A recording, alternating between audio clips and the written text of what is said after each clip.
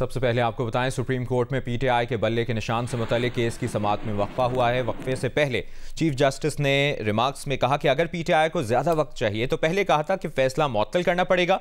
अदालत को जो तशवीश है पहले उसे दूर करें, फिर गिला ना कीजिएगा कि फैसला क्यों मुअत्तल किया। इसकी तफसील जानते हैं। नुमाइंदा जियो न्यूज़ मरियम नवाज ने हमें ज्वाइन किया है।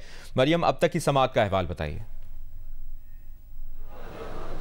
जी, आज सुबह 10 बजे से पाकिस्तान तहरीक-ए-इंसाफ और इलेक्शन कमीशन के दरमियान जो इंट्रा पार्टी का तनाज़ा है उससे मुतालिक इस केस की समाअत जारी है।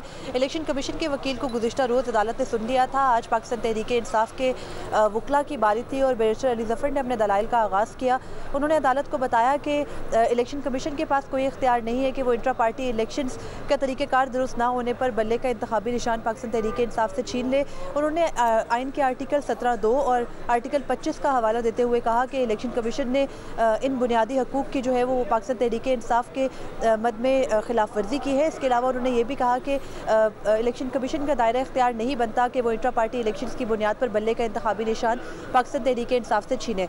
अदालत की जानिब से भी अहम सवालात पाकिस्तान तहरीक-ए-इंसाफ के इंट्रा पार्टी इलेक्शन और उसके अलावा उनके कंडक्ट पर उठाए गए। चीफ जस्टिस कादी फरीसा ने यह कहा कि आपने अपने इंट्रा पार्टी इलेक्शन अगर दुरुस्त नहीं कराए तो उससे मुतालिक मोटी मोटी बात अदालत को बताएं। तकनीकी जो चीज़ें हैं और जो पेचीदगियाँ हैं उनमें अदालत को नहीं उलझाएं।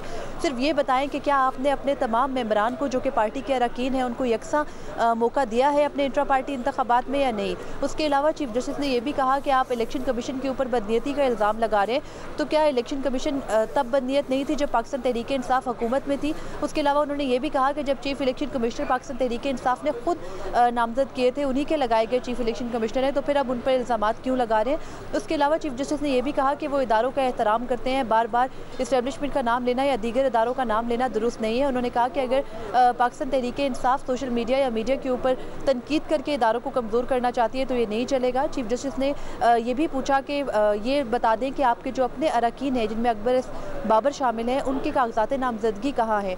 बैरिस्टर अली ज़फ़र ने अदालत के सामने ये दावा किया कि उन्होंने अकबर एस बाबर को कागजात नामजदगी जमा कराने से नहीं रोका था। उसके साथ उन्होंने मीडिया पर नशर जो खबर है उसका दस्तावेजी सबूत भी देने की कोशिश की।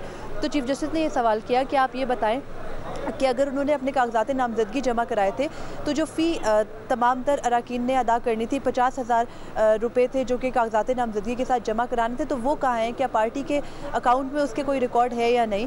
उसके अलावा जजेस की जानिब से ये भी ऑब्ज़र्व किया गया कि जब भी कोई दस्तावेज़ मांगी जाती है पाकिस्तान तहरीक-ए-इंसाफ से तो वो आप फराहम नहीं करते। तो उस पर जो चेयरमैन है इस वक्त पाकिस्तान तहरीक-ए-इंसाफ के बैरिस्टर गौहर, उन्होंने ये कहा कि उनका जो पार्टी का सेंट्रल ऑफिस है वो लॉक्ड है, इसलिए उनको दस्तावेज़ात देने में मसला हो रहा है। लेकिन अदालत ने यही कहा है कि जब तक आप दस्तावेज़ात नहीं देंगे पाकिस्तान तहरीक-ए-इंसाफ के जो वकला हैं उनकी ज़ुबानी बातों के ऊपर इन्हिसार नहीं कर सकते।